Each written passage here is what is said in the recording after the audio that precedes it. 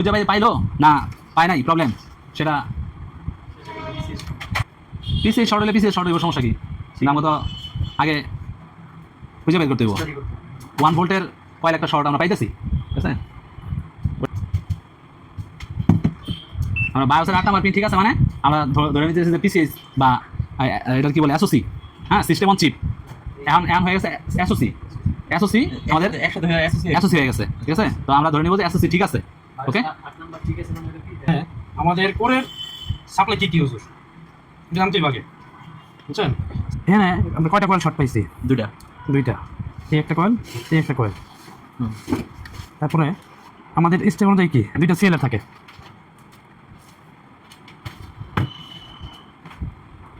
আমরা প্রথম অবস্থা শিখে আসলাম কি দুইটা সিএলআর থাকে, দুইটা সিএলআর ভ্যালু নিতে হবে সর্বপ্রথম। মাদার ভাষায় পরে কি কন্ডিশন আছে আমরা পরে দেখবো, কিন্তু সিএলআর এর ভ্যালুটা সর্বপ্রথম নিয়ে রাখবেন। আচ্ছা, এখানে একটা সিএলআর দিতে পারছি আমরা ব্যাটারি ফেসের পাশেই, এটা কিন্তু 0 0 আসতেছে।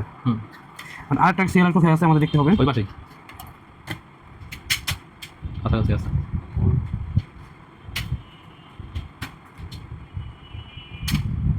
ওটা হলো ব্যাটারি ফেস, ব্যাটারি ফেসটা হচ্ছে 0 0, ঠিক আছে?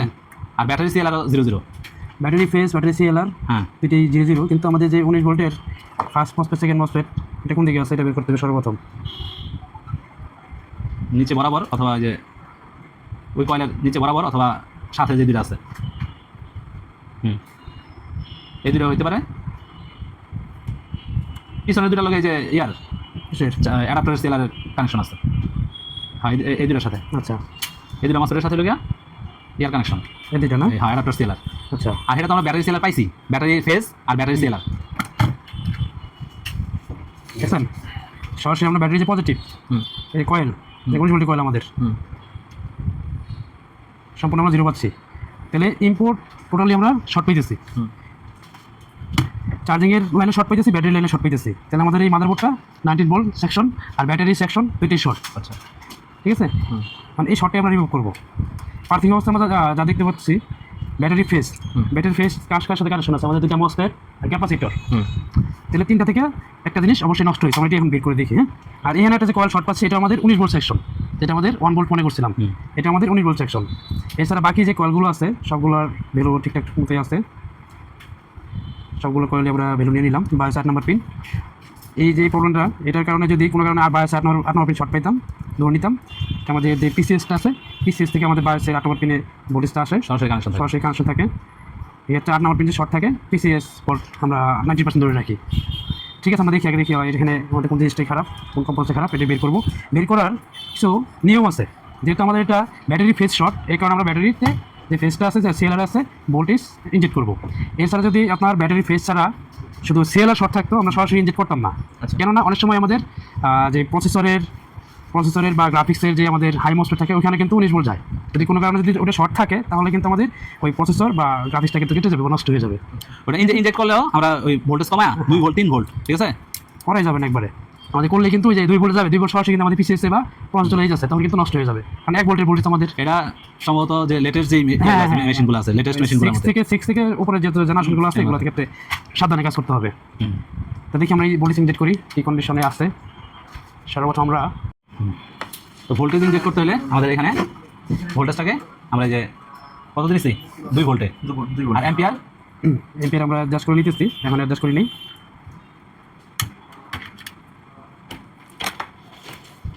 দূরে যাবার কারণে আমরা পাশের দিকে গ্রাউন্ড নেই, আমরা এম্পিয়ারটা 1 এম্পিয়ার নিলাম। 1 অ্যাম্পিয়ার বা 2 অ্যাম্পিয়ার নাও, যেহেতু আমাদের ব্যাটারি হাই নিলেও এটা অটোমেটিকলি নিয়ে নেয়, ঠিক আছে? অ্যাম্পিয়ার হাই নিলেও অটোমেটিকলি নিয়ে নেয়। তারপর আমরা শেখার সময় এটা কমে থেকে শুরু করবো, ঠিক আছে? দেখাবো না আজকে কম এম্পিয়ার আর বেশি এম্পিয়ার কী হয় এটা দেখা যাচ্ছে। আমরা সরাসরি সিএলআর ভোল্টেজটা ইনজেক্ট করলাম, দেখেন আমাদের ভোল্টেজ কিন্তু কমে গেছে, এম্পিয়ার কিন্তু পুরোপুরি হাই হয়ে গেছে। ভোল্টেজ কমে গেছে, হ্যাঁ, অ্যাম্পিয়ার হাই হয়ে গেছে, ঠিক আছে? আচ্ছা, আমরা একটা জিনিস দেখি একটু দেখে নিয়ে দিবি, একটা নিচে পড়ে গেছে, থার্মাল সেন্সর ইউজ করবো। কত আছে আমাদের 30 মানে এই তিনটা থেকে একটা শর্ট নাই, ঠিক আছে? যদি শর্ট থাকতো তাহলে এখানে কিন্তু আমাদের হিটটা বেড়ে যেত। ক্যাপাসিটর নাকি দেখতেছো? ক্যাপাসিটর দেখতেছি আমরা। আচ্ছা, তারপর হচ্ছে আমাদের এই কয়েলের কত 30 আছে, 30 আছে। ওকে 32 তো তাহলে ক্যাপাসিটরের মধ্যে বেশি হইতেছে। নরমাল আগে বোর্ডের নরমাল টেম্পারেচার দেখো, 31 নরমাল টেম্পারেচার, ঠিক আছে। তারপরে আমাদের আচ্ছা কত আছে নরমাল টেম্পারেচার 30, আর ওই ক্যাপাসিটর আছে কত? ক্যাপাসিটর আমরা এই যে ভোল্টেজ ইনজেক্ট করলাম, হ্যাঁ ওইটাই আছে। তাহলে অন্য কোথাও হিট হইতেছে কিনা সেটা আমাদের দেখতে হবে। তাহলে আমাদের ইস্যুটা এদিকে না, হয়তো আর অন্য কোথাও আছে, আমরা দেখি। ওকে, দুটো ঠিক আছে। ক্যাপাসিটর কিন্তু নিজেরা শর্ট দেখায় কিন্তু।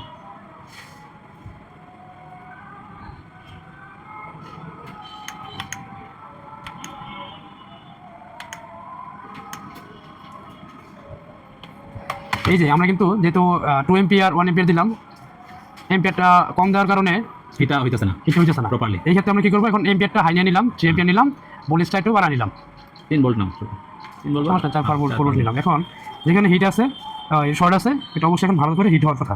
ওকে, তারপরেও প্রোটেকশন করে দিচ্ছে, মানে 0.7 ভোল্ট ঢুকতেছে।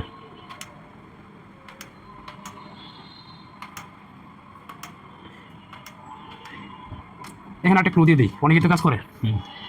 আমরা কত ভোল্ট দিলাম, এটা যদি আমরা 5 ভোল্ট না, যদি আরো বেশি ভোল্ট দিই, 7 ভোল্ট দাও, 7 ভোল্ট দিই, 7 ভোল্ট দিলে হিট হবে না, ঠিক আছে।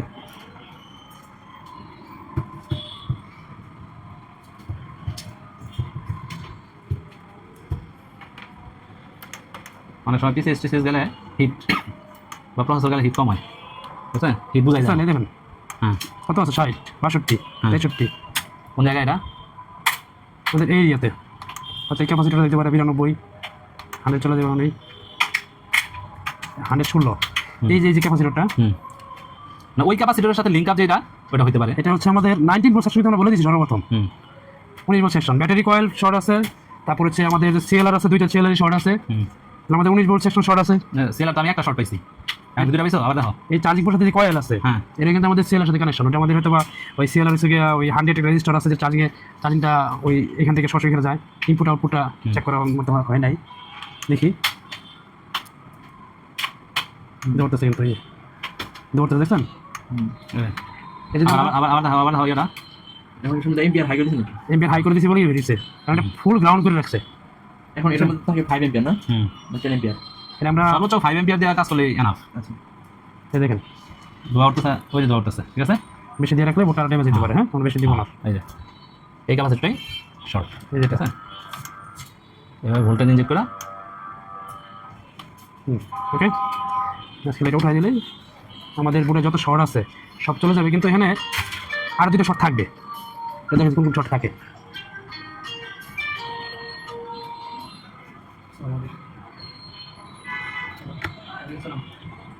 আচ্ছা আমি দেখতেছি ভাই, দেখে বলে জানেন। ওই ক্যাপাসিটর যখন তোলা হইব তখন 2টা ক্যাপাসিটর তুলে দিতে হবে, ঠিক আছে। সেম মানে আবার 2টা ক্যাপাসিটর এনে বসাইতে হবে। এই দেখেন পুরোপুরি একবারে জিরো হয়ে গেছে। 0 0। এখন দেখি আমাদের কি কি শর্ট চলে, মানে যে শর্টগুলো ছিল সমাধান হয়েছে কি কি? সবগুলো শর্ট চলে গেছে কিনা। হ্যাঁ, তারপর আমরা চলে যাই ব্যাটারি কয়েল। হ্যাঁ, শর্ট গেছে, 300 হ্যাজ গন, শর্ট গেছে গা 3 ডিজিট। হ্যাঁ, ওকে, এই যে আচ্ছা, আমাদের যে কয়েলের সিএলআরটা short ছিল, এই সিএলআরটাও short গেছে গা। শর্ট ছিল, এটাও কিন্তু শর্ট চলে গেছে। তারপরে এখানে আমরা আরেকটা শর্ট পেয়েছিলাম, ওকে আছে, এটা ওকে আছে। আরেকটা আমি বলতে কয়েল শর্ট আছে স্টোরটা। এখানে এটা এটা এই যেটা এটা আমাদের 19 ভোল্টের কয়েল, এটা শর্ট গেছে, হ্যাঁ শর্ট চলে গেছে। ওকে, জাস্ট মানে আমাদের এখানে একটা ক্যাপাসিটি খারাপ ছিল, হয়ে গেল। এই ক্যাপাসিটির কারণে পুরো মাদারবোর্ডটা যে 19 ভোল্টের লাইন, যে মেন লাইন আমাদের, ওইটা ব্লক করে দিছে।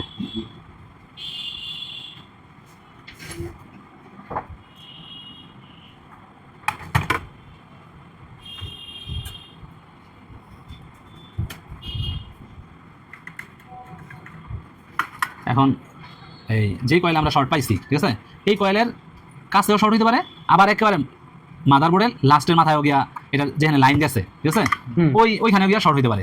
লাইন তো একটাই। সিএলআর আগে যে মোসফেটগুলো আছে ওগুলোতে ইনজেক্ট করেন, তাহলে কিন্তু প্রেসার তৈরি হইব না, ভোল্টেজ পাস হইব না, শর্টে বের করতে পারবেন না। আচ্ছা, তার মানে আমার ইয়াতেই করতে হবে, সিএলআর করতে হবে। সিএলআরটা কি আমাদের 19 ভোল্ট লাইন। আচ্ছা, আর আপডেট মাদারবোর্ডে কিছু ট্রিক্স আছে, ওইটা আমরা এগুলো এই যে পুরাতন যে মাদারবোর্ডগুলো আছে শেষ করলে আমরা ওগুলো নিয়ে যাবো। আচ্ছা ডিসি পোর্ট এটা এই পাশে।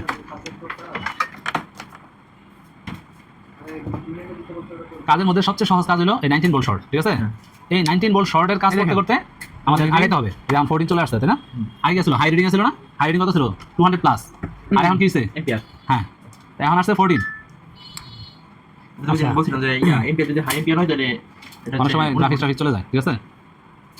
আচ্ছা এখানে এই মাদারবোর্ডটা কিন্তু ওই যে আমরা এরকম জেনারেশন মাদারবোর্ড, এটা 14th generation, 14th generation এর।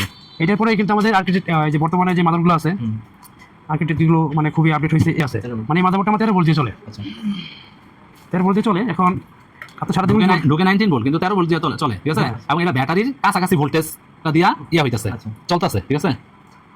বাকেন বোস যাকে বলি আমরা, এই বাকেন বোস দিয়ে চলতেছে এটা, ঠিক আছে? যে আমাদের ভোল্টেজটা আমরা সিএল কেন খুঁজে পাই নাই দেখাই।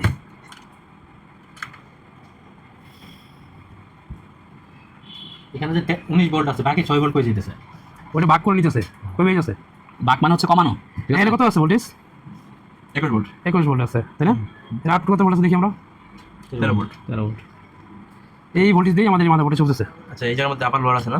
আপার লোয়ার আছে আচ্ছা তাহলে এটা আউটপুট হইতেছে দুটো সুইচিং করে। না। এটা বাক বলা হয় যেটা ভোল্টেজ কমানো হয়, আর বুস্ট বলা হয় যেটা ভোল্টেজ বাড়ানো হয়, হ্যাঁ। ঠিক আছে? এটা তো পুরো আপার লোয়ার মসফেটই নাকি? এই যে আমাদের সিএলআরটা হচ্ছে এটা, এই যে আমাদের অ্যাডাপ্টারের যে মসফেট যেটা বলি আমরা ফার্স্ট মসফেট সেকেন্ড মসফেট, এই যে সিএলআর, ওকে? এই সিএলআর এখান থেকে আমাদের আর ভোল্টেজ গেছে 19 ভোল্টেজ আছে। এখানে 90 ভোল্টেজ আসবে। হ্যাঁ, তারপরে এখান থেকে কমানো আছে। এখান থেকে আমাদের ওই যে বাকে যাবে, বাক সার্কিটে যাবে, বাক সার্কিট থেকে 13 ভোল্টেজ যাবে আমাদের ব্যাটারি ফেসে, ব্যাটারি ফেস থেকে সব জায়গায় ভোল্টেজ যাবে। এটা হচ্ছে এই সিস্টেম। অনেক সময় এই সার্কিটগুলো বুঝে না, এটা ব্যাটারি খোলা থাকলে কি চলবো ল্যাপটপ? অবশ্যই চলবে।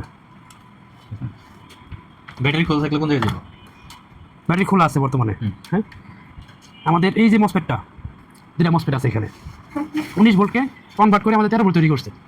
এই 13 ভোল্ট কি করছে, আমাদের একটা স্টেশনে যে আমাদের ব্যাটারির যে সিএলআরটা আছে, সিএলআর গেছে, ওই সিএলআর থেকে সম্পূর্ণ সব জায়গায় আমাদের ভোল্টেজটা ছড়াই গেছে, যাতে আমাদের 19 ভোল্টের লাইন যে আমরা যে জানি 13 ভোল্ট কাজ করছে জায়গায়। ডিভাইডার, এটা হচ্ছে বাক সার্কিট যেটা বলি আমরা, বাক ডাউন করা আর কি, স্টেপ ডাউন, স্টেপ ডাউন করছে। 19 ছিল, এটা স্টেপ ডাউন করে 13 তে নিয়ে আসছে, ঠিক আছে? এখন পাওয়ার অন করে দেখাও কি অবস্থা, পাওয়ার অন করি, পাওয়ার আইছে কিনা।